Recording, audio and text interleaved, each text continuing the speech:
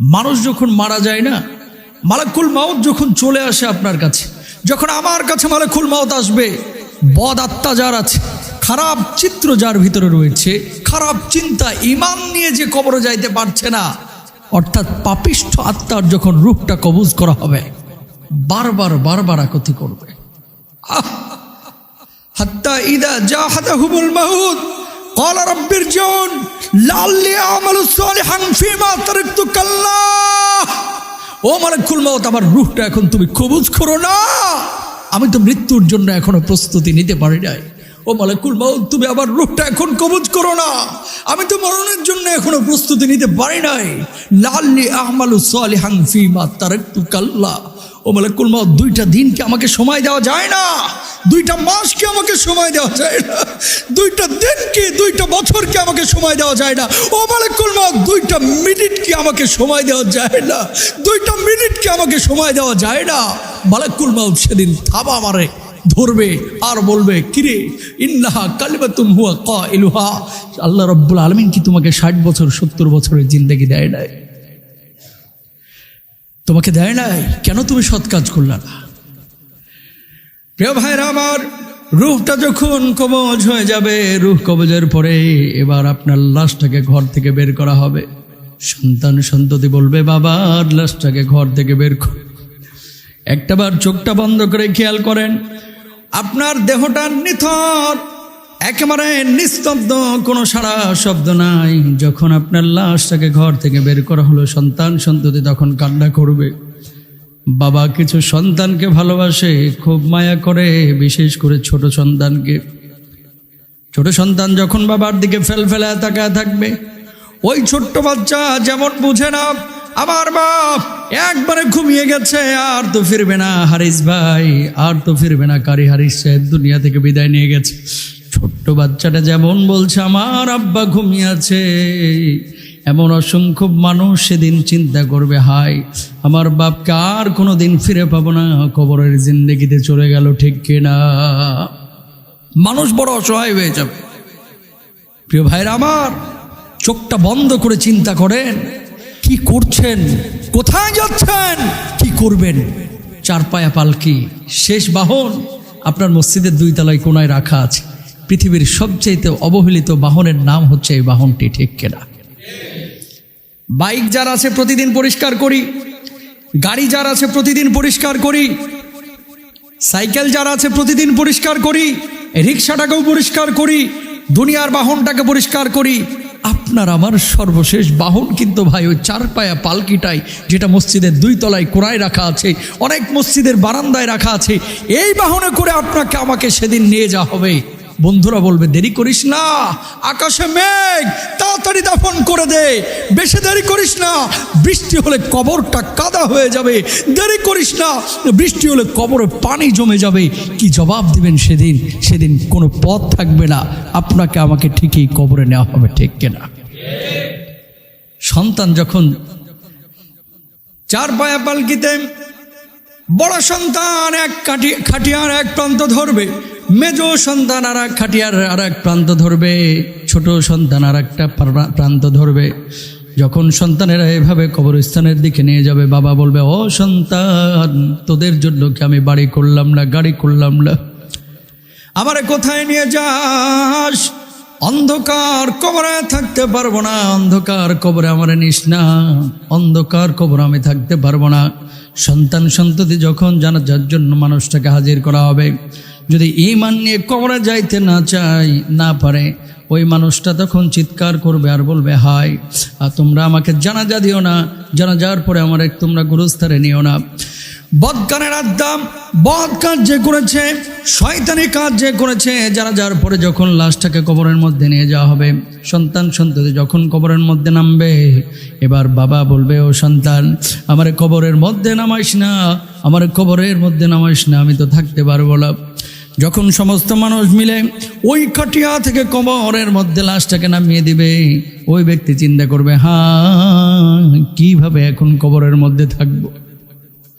মানুষের রূহটা চিন্তা করবে, সব মানুষ উপরে চলে গেল, বন্ধু চলে গেল, ভাই বিরাদাররা চলে গেল, বাবা চলে গেল, মা তো আগেই ঘরের মধ্যে থেকে গেছে, অথবা আত্মীয় স্বজন থেকে গেছে। ও ভাই, সেদিন ওই মৃত ব্যক্তি চিন্তা করবে হয়তোবা আমার সন্তান আমার সঙ্গে কবরে থাকবে, কেউ থাকলো না। একজন একজন করে যখন কবর থেকে ওঠা শুরু করবে, তখন কলিজা ফাটার তো না, আর চিৎকার করতে শুরু করবে, হাই কি হবে আমার, কি হবে আমার। সেদিন কুল কায়নাতের সবাই সে আওয়াজ শুনতে পাবে। শুধু শুনতে পাবে না মানুষ শুনতে পাবে না, মানুষ শুনতে পাবে না, পশু পাখি শুনতে পাবে, শুধুমাত্র মানুষ জিন শুনতে পাবে না। বলুন আল্লাহু আকবার। মৃত্যুর কথা, মৃত্যুর আওয়াজ, মৃত্যুর শব্দ, মৃত্যুর আওয়াজ আমরা অনেকে শুনি, কিন্তু মৃত্যুর জন্য আমাদের প্রস্তুতি থাকে না। চিন্তা করেন চোখটা বন্ধ করে, যখন লাশটাকে কবরের মধ্যে রাখা হবে ভাই, লাশটাকে রাখার পরে বাঁশের যেই আপনার অংশগুলো, বাঁশের যেই খেটে বলে অনেকে ফাটা বাঁশের যে অংশগুলোকে, যেটার ওপরে চাটাই দেওয়া হয়, যখন রাখা হবে, সে কিন্তু কবর থেকে ভেতর থেকেই আকাশ দেখতে পাবে, অনুভব করবে যে আমার উপর দিয়ে কিছু ঢেকে দিচ্ছে। যখন ঢেকে দেওয়া হবে, চাটাই দেওয়া হবে, মাটিগুলো যখন তার ওই চাটাইয়ের উপরে ফেলা হবে, দীপদাপ করে যে শব্দ হবে, রূহটা তখন বুঝবে যে আমাকে দাফন করে দিচ্ছে। সেদিন চিৎকার করবে, কিন্তু কেউ আপনার ডাকে সাড়া দিবে না, কেউ দিবে না।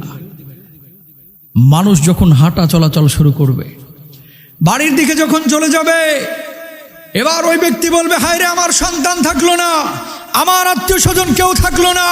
ঠিক দুইজন ফেরেশতা ওই মুহূর্তে এসে আপনার কাছে হাজির হয়ে যাবে। কয়জন? ওই ফেরেশতা দুইজন আসার পরে বলবে, মার রব্বুকা ওয়া মা দীনুকা ওয়া মান হাযার রাজুল, তোমার রবকে, তোমার দিন কি, ব্যক্তি কে ছিল? তখন ওই ব্যক্তি জবাব দেবে, আমি তো জানি এই ব্যক্তিকে যাকে তোমরা দেখাচ্ছ তিনি হচ্ছেন মুহাম্মদুর রাসূলুল্লাহ সাল্লাল্লাহু আলাইহি ওয়াসাল্লাম, আমার রব আল্লাহ, আমার ধর্ম ছিল ইসলাম। এবার তাকে জিজ্ঞেস করা হবে, ওমা ইদরিক, কিভাবে তুমি এগুলো জানলা? ফায়াকুলু ক্বরাতু কিতাবাল্লাহি ওয়া আমানতু বিহি, আমি আল্লাহর কিতাবের প্রতি ঈমান এনেছি এবং সেটা অধ্যয়ন করেছি, পড়েছি, কোরআনের মাধ্যমে আমি এগুলো জেনেছি। আল্লাহ রাব্বুল আলামিন এবার আসমান থেকে ঘোষণা করবেন, ও ফেরেশতারা, এই ব্যক্তি সত্য সাক্ষী দিয়েছে, ফাফরিশুহু মিনাল জান্নাহ, তার কবরের মধ্যে জান্নাতের বিছানা তুমি বিছায়া দাও। এই ব্যক্তি হচ্ছে সফল। এই ব্যক্তি কি? আরো জোরে বলেন কি? প্রিয় ভাইরা আমার, তিনটা প্রশ্ন যখন করা হবে, আমার রব্বুকা, তোমার রব কি, ওমা দীনুকা, তোমার দিন কি, ওমান হাদার রাজুল বা ওমান নাবিয়ুকা, এই ব্যক্তি কে ছিল? আপনি যখন বলবেন আমার রব আল্লাহ, আমার দিন ইসলাম, এই ব্যক্তি হচ্ছে আমাদের নবী মুহাম্মদুর রাসূলুল্লাহ সাল্লাল্লাহু আলাইহি ওয়াসাল্লাম। এবার জিজ্ঞেস করা হবে 4 নম্বরে, কোথা থেকে তুমি এগুলো পেয়েছো? যখন আপনি বলবেন এই জিনিসগুলো আমি পেয়েছি আমার কোরআন থেকে, কোরআন আমি পড়েছি, কোরআন থেকে আমি অধ্যয়ন করে জেনেছি, তার প্রতি ঈমান এনেছি, আমার আল্লাহ রাব্বুল আলামিন তখন তার জন্য জান্নাতের ফয়সালা করবেন। আর ওই মক্কার হারামখোর বেঈমান যে কবরের মধ্যে যাবে, তাকে যখন প্রশ্ন করা হবে, বলবে আমি তো কিচ্ছু জানি না, আমি তো কিচ্ছু জানি না।